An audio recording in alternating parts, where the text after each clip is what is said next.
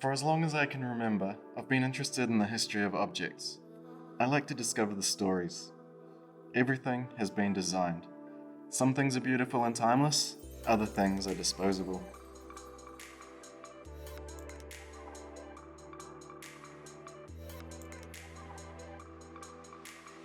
Some people just see an object.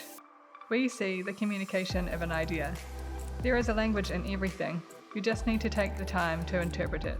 The materials, the construction, even the empty spaces. They all tell a story. We have a small team of talented craftsmen who share our passion, the hidden heroes of our company.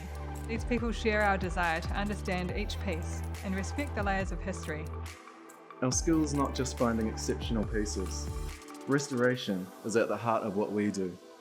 The difficult part is to preserve the integrity of the work and respect its provenance. That takes experience and true craftsmanship. Our gallery is the final part of the process. It's rewarding to see the full transformation. To know, at the end of our story, it's the beginning of someone else's.